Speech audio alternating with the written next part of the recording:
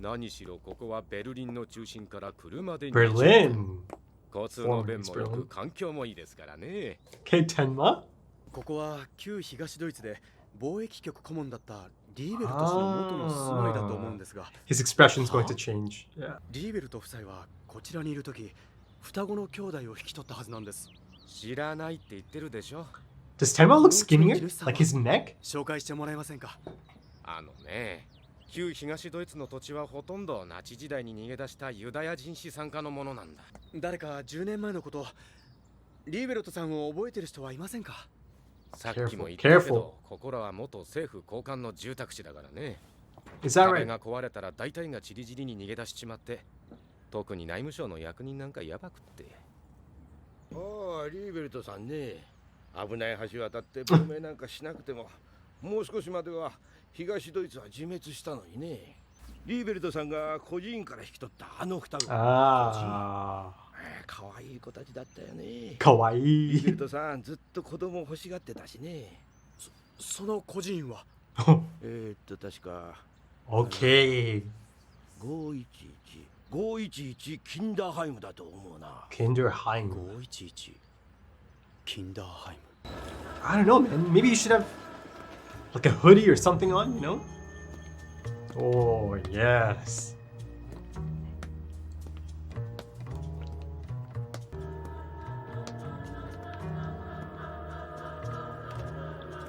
Oh, they're using those low angles again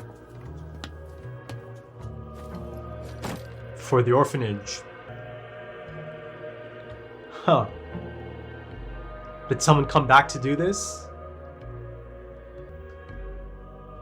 Oh, look at this. The two trees and the different shapes they're in.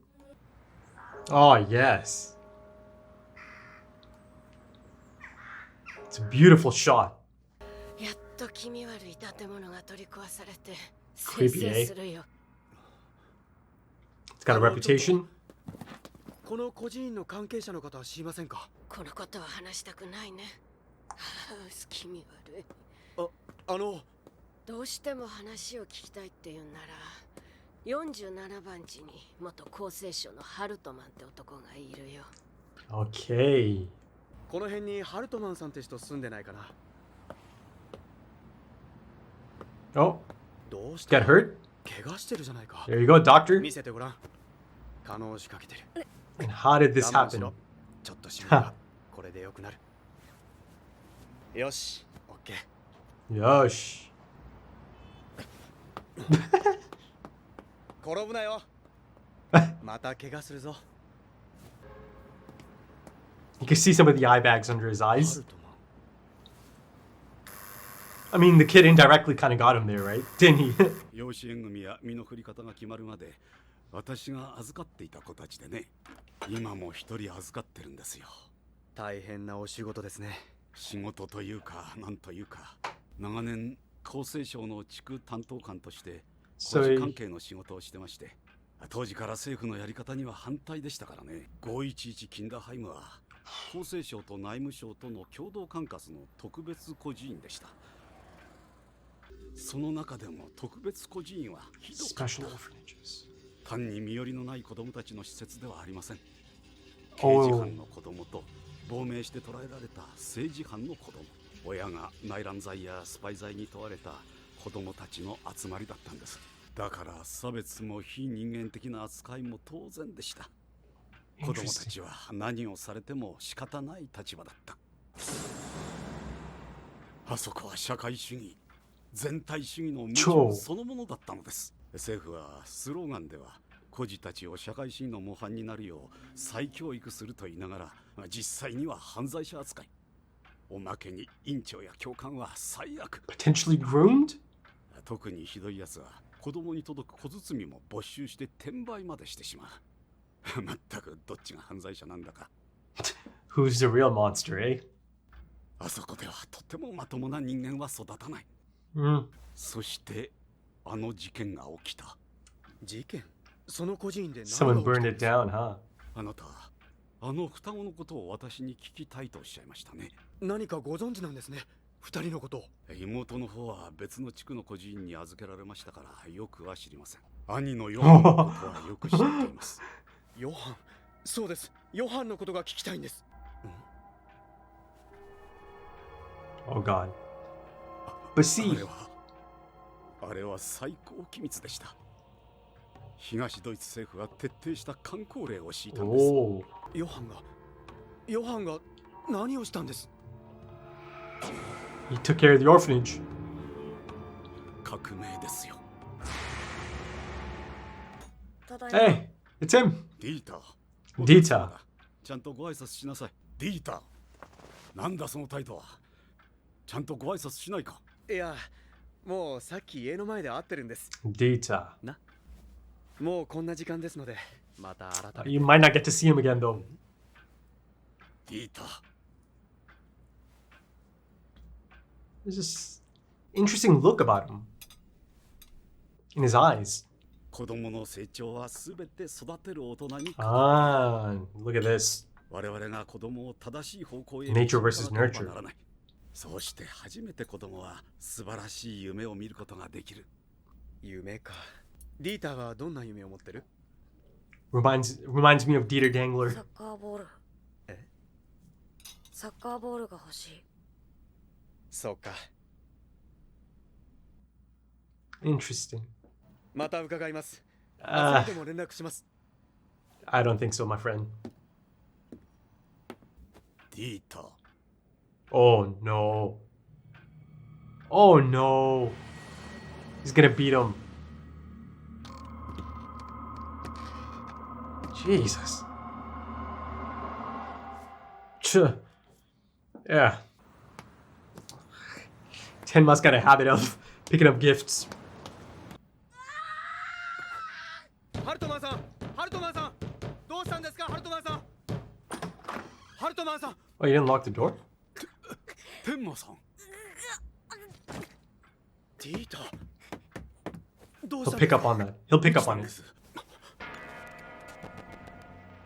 なんなんだ、このたくさんの傷跡は。 He'll put it together. Come on, Tenma. ここが痛むのかい。 He's been punching him, man. Oh. それに左肩を脱臼している。それよりあなた、その傷の触り方、まるで医者みたいですね。いや、天馬。どこかで聞いたことのある名だと思う。 Oh no. あなた医者ですね。 That doctor. あの人殺しで手配中の。この体中の傷は一体どうしたんですか。そんなことより天馬さん、逃げた方がいいんじゃない Call で the すか。 cops on him. 救急車と一緒に警察も呼びましたよ。ディータのこの傷はどうしてついたのかと聞いているんです。関係ないでしょう。あなたのような人殺しで追われている人間には。さすが逃亡犯だ。気が短いようですね。あなたはこのディータに虐待を加えている。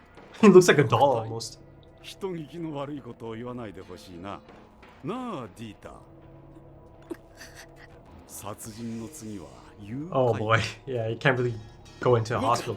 そんなことをしてもすぐに捕まるぞ。病院怖い。怖くなんかないさ。お医者さんがちゃんと治してくれるさ。痛いの。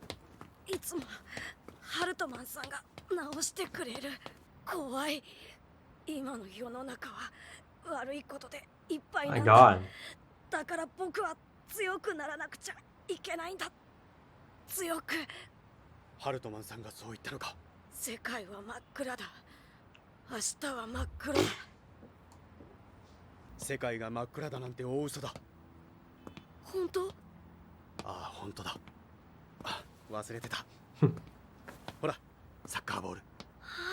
明日はきっといい日だ。それから私以外の人間があの子を迎えに来ても絶対に引き渡さないでください。お願いします。別の個人。それだ。 Oh, yes. Love that. その子が幼児虐待を受けているのは分かったよ。 Ooh. でもあんたが誰だか分からなきゃ。それは。そんなわけの分からない人間から気軽に子供を引き受けるわけにはいかないね。もしかしてこちらはアンナ・リーベルトがお世話になっていた個人では。アンナ・リーベルト、あんたアンナ・リーベルトを知ってるの？やはりアンナはここにいたんですね。ああ、懐かしいね。アンナは今どうしてる？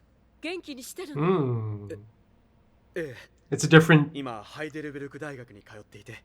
it's a different tone altogether, isn't it? 幸せになったんだね。貿易局のリーベルトさんに引き取られるまでは知っているんだけど、 Even her expression 双子の男 changed. の子と一緒にね。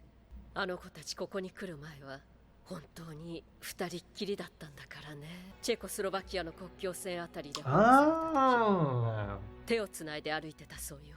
Oh god, yeah, she talked about this. リーベルト氏が Nina. 引き取る話も最初はヨハン一人ってことだったんだけど、妹も一緒じゃなきゃ嫌だって。511キンダーハイムと一緒にしないでほしいね。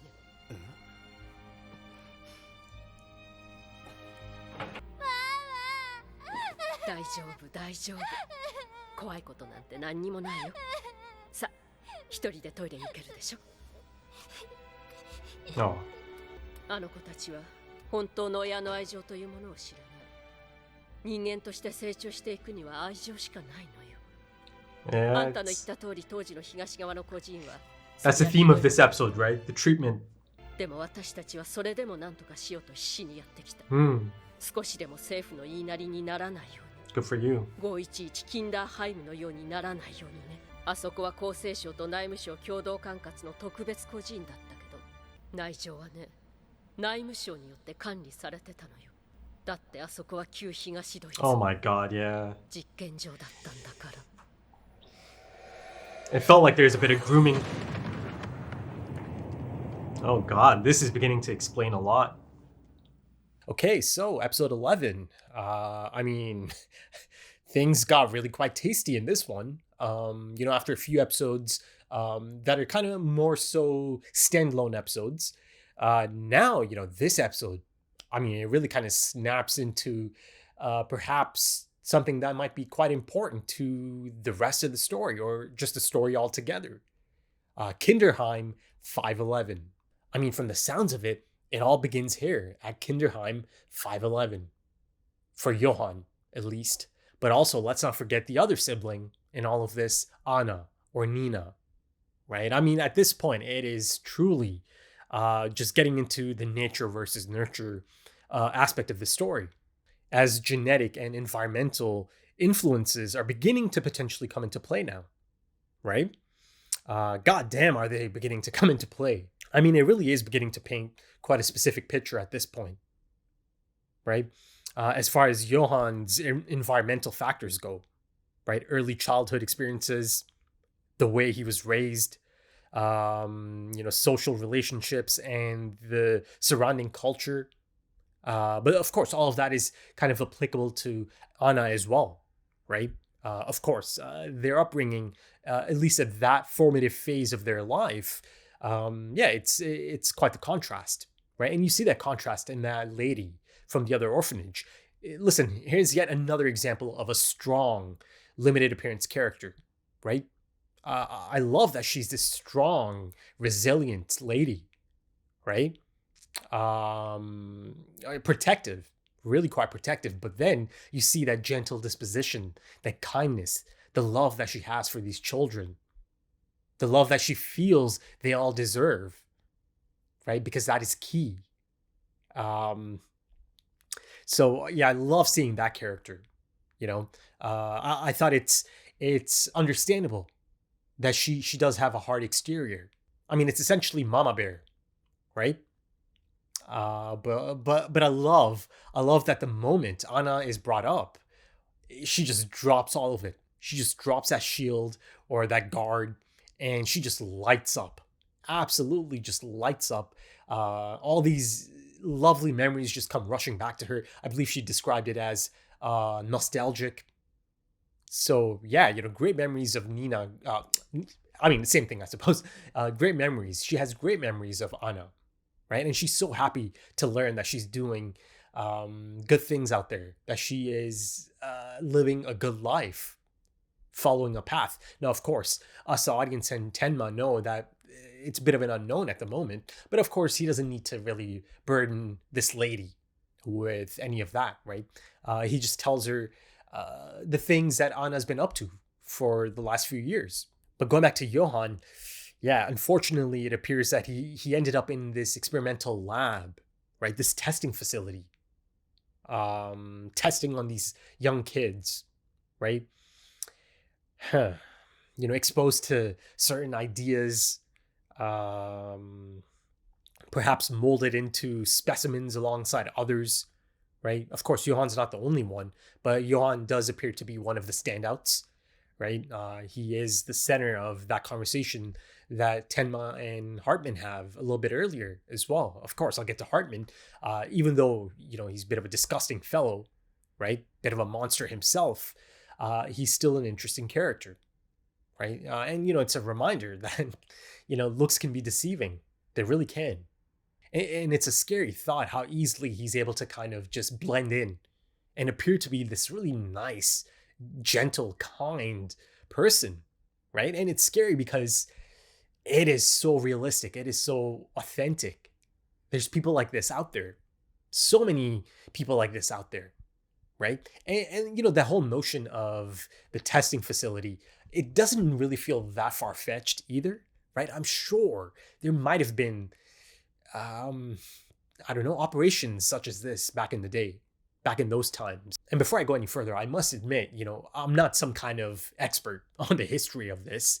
So yes, some of these things might not register for me immediately. I might have to research them, look into it, and I plan on doing it.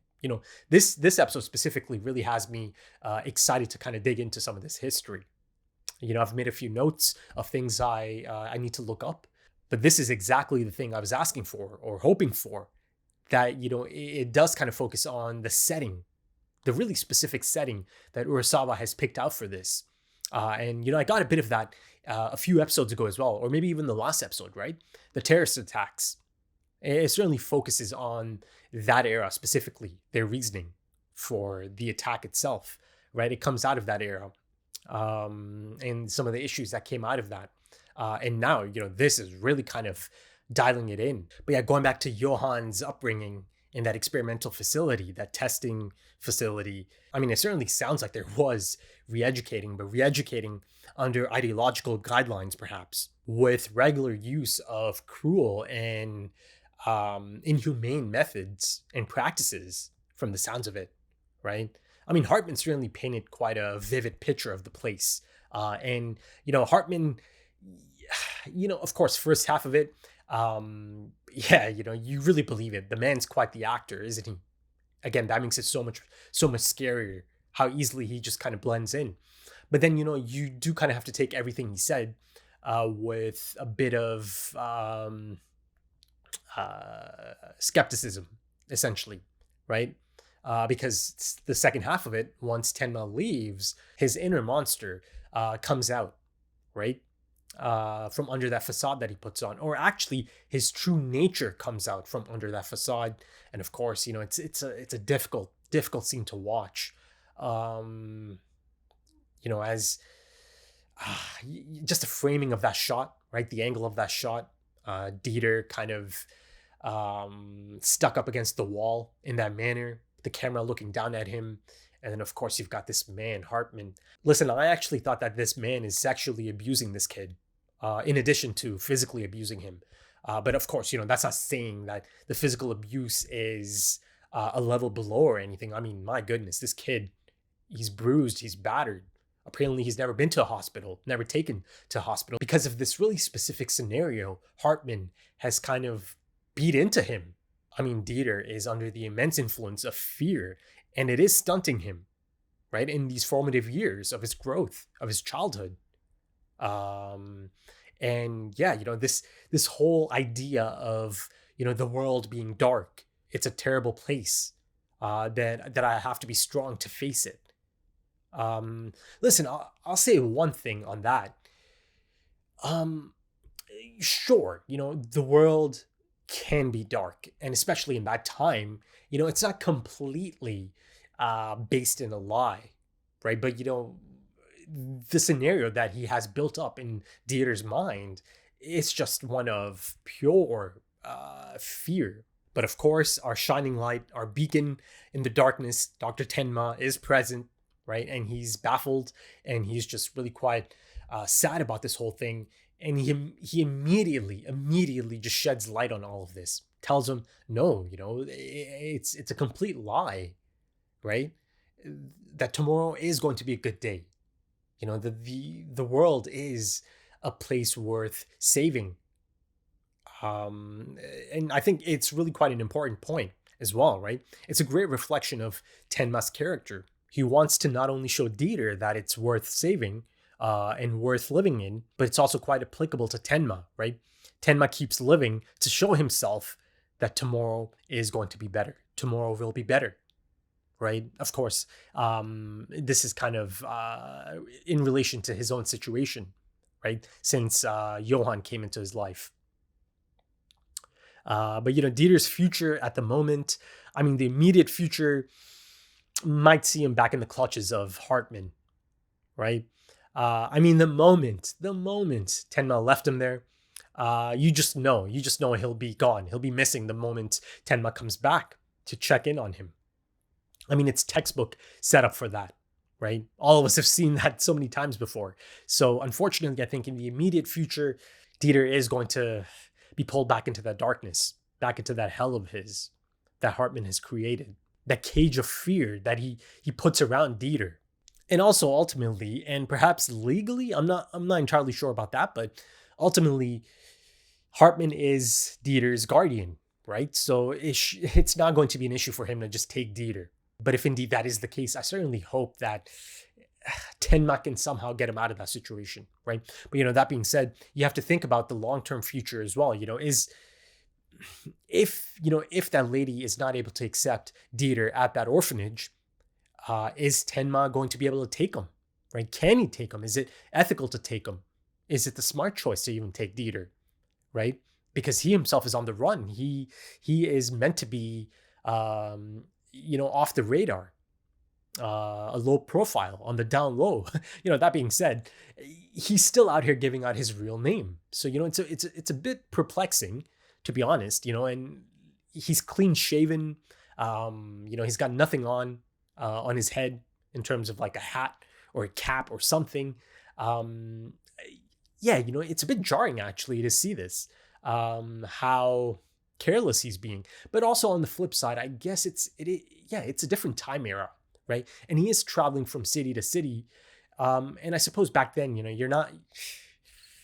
Yeah, I guess it's only in the paper and on the news every now and then. So there is that. But also you have to remember, he's not a German, right? He's not a native that can just kind of blend in. He is Japanese after all. So he does stick out like a sore thumb as well. So there's that. There is that element of it. Maybe he'll learn his lesson. Maybe some of these run-ins, maybe some of these moments of people actually recognizing him and knowing about him, it might make him reconsider his appearance or how he kind of presents himself. But speaking of Dieter, the moment he said that, his dream is just to have a soccer ball. Oh, God, how sad, right? It breaks your heart, doesn't it? Initially, I thought, okay, this kind, gentle man, Hartman, he's just not able to afford it. It's just not in his budget to be able to provide a soccer ball even. But no, that's not the case. And in hindsight, that moment he does kind of latch on to Tenma's leg. He does ask for a soccer ball. Those shots that kind of linger on Hartman's face on both occasions. Yeah, in hindsight, it's like, oh, okay. He's kind of shooting daggers at Dieter, isn't he? He's giving him that look as if, okay, I'll handle this later. I'll see you later. But Hartman himself, of course, he seems to know quite a bit. He seems to know quite a bit about Johan, who apparently led this. The term he uses, revolution or revolt. Yes, revolt. So a bit of an uprising, essentially, from the sounds of it. And in that sense, you see that there's early signs, or it's referencing this ability that he has in influencing others. But that being said, I'm not sure how much of this is something he's kind of making up on the spot, and that the actual truth might be something a bit different. It could be something really, really close, but he's kind of maybe fudging it up. Maybe he's spinning it a bit. But it essentially leaves off on a cliffhanger. So I'm excited that it is going to continue. But before I move on from Hartman, his treatment of theater, it also kind of feels like he is kind of running his own test here, isn't he? On theater. This psychological test. You kind of have to look at Hartman as someone who might have been a part of all of that, right? And that might be the reason he has so much knowledge about it all, right? 511, Kinderheim. But there's that really interesting moment, right? His hand starts shaking as he begins to mention Johan. Now, is that just pure acting on display? Or is there a hint of actual chills or a bit of, moment that he's having or reliving, right? That even a man like him shudders at the thought of Johan, or the person Johan becomes, or the child he becomes, right? The thing is, it's interesting that this man is alive, right? I mean, he knows about Johan, so he must have seen Johan. He must have come across Johan in a capacity that allows him to know this much about him, right? Or that Johan does stand out, or he did stand out to him as well. Because, there is this pattern of Johan kind of erasing and eliminating things from his past, right? It's a focus of the last episode. Hell, it's the title of the last episode as well, right? An erased past. And it kind of explores the notion of erasing your past, doesn't it?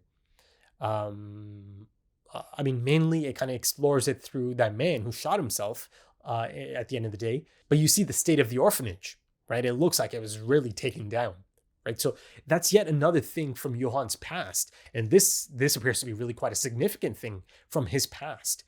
Something that might have shaped him for the rest of his life, right? Here's yet another thing that's kind of been erased, right? And it kind of goes back to that notion of all these really kind people, or a lot of them that are kind, or at this point they used to be kind before they ended up dying. Yeah, there's that notion of Johan eliminating these people, right? Anna or Nina said that, anyone that's ever been nice to us, they ended up dying. She told us to Tenma. But also in terms of Nina, in terms of Anna and, her relationship with her brother, from the sounds of it, they were inseparable, right? Czechoslovakia is name dropped, so I have that now. Of course, that's before it used to be Czech Republic and Slovakia. So yeah, I've got that information. And again, in that conversation a few episodes ago, Anna does tell Tenma that, yeah, they crossed in from the border and it was just bodies piled up, right? So yeah, the lady whose name I don't think I got, but yeah, she said that they really only had each other. But of course, there's also no mention of any parents, right? As of this point, at least. I'm sure down the line I might get that backstory, perhaps, how these two found themselves at the border by themselves. Yeah, but something interesting that came out of that conversation is that initially the Lieberts only wanted Johan, right? But he refused. He refused to go unless his sister comes along. Again, inseparable, right? So, this kind of brings back that notion of his plans for Anna, for Nina. I think I've mentioned it before, but I firmly believe that he does not want to bring any harm to Nina, to Anna, to his sister. Anna is essentially the one person he truly loves and cares for. And then, of course, you've got this really interesting element added into his life as well through Tenma, right? His new parent, someone that is like a parent, someone that is like a father to him, essentially, someone that gave him a second chance at life. But going back to the nature versus nurture aspect of this, you cannot underestimate genetics. Genetics can make or break a person, just as nurture can. Are monsters born, or can they be made? But that being said, people from families that are never abused mentally or physically, they can end up becoming selfish and monstrous as well, right? And then, of course, on the flip side, a lot of people that come from terrible backgrounds or upbringings are shaped into incredible people in defiance of their upbringing, right? In defiance of where they come from. So it's quite a nuanced topic, right? And, many believe it's really quite subjective, and essentially it is really quite subjective, isn't it? But it's exciting that it's finally really getting into it, right? It hinted at it early on in this series, especially, you know, since these are twins, and now it's kind of really leaning into the different upbringings of these twins, right? And how they kind of shaped up. But that being said, this is still early stages, early days, you know, it's only episode 11. So I'm not sure if I know everything about Anna just yet, right? Again, I feel like it's still just really scratching the surface for everything. And I think finally, I kind of wanted to touch up on the interesting use of gifts as this narrative tool, right? They come up quite a bit, don't they? You know, on 2 occasions now, Tenma has kind of, you know, had the beautiful thought of gifting something to some of these people in need, perhaps, right? As a kind gesture, right? You think of Junker, the late Junker, right? That didn't really quite play out. Then of course you have, you know, his soccer ball. Though, you know, hopefully it has a good ending. It has a nice ending, a happy ending. And you know, Dieter finds a nice place, finds a new home, hopefully, right? It's tough to tell at this point because, you know, he's at the hospital. But like I said earlier, I do believe he'll probably fall back into the clutches of Hartman. You know, that's a clever man. That's a clever man to navigate, right? To navigate society, being the person that he is. You have to be good. You have to be quite clever at just existing out there in society. And Hartman mentioned something about gifts being taken from the children back in Kinderheim 511. It really reminded me of the director. That was the title, right? Ava's father, the chairman, or the director? Yeah, I think it was the director, right? It could be something else, but you know, her father, right? It just kind of reminded me of him taking candy from Johan's room, right? But yeah, I think that should do it, folks. Like I said earlier, this really felt like a substantial episode, an important one, a key episode. So yeah, I really quite enjoyed that. And if you enjoyed this, consider dropping a like, consider dropping some comments, give me your thoughts. If you're interested in early access or perhaps full opacity or maybe even timer-based full length, consider checking out the Patreon page. The link is in the description. There's also links to social media, things like Twitter and Instagram, if that's your thing. But yeah, thank you so much for joining me, folks. And thank you for your time, because time is precious. It really is. And I do hope to see you again soon for episode 12. Until then, take it easy.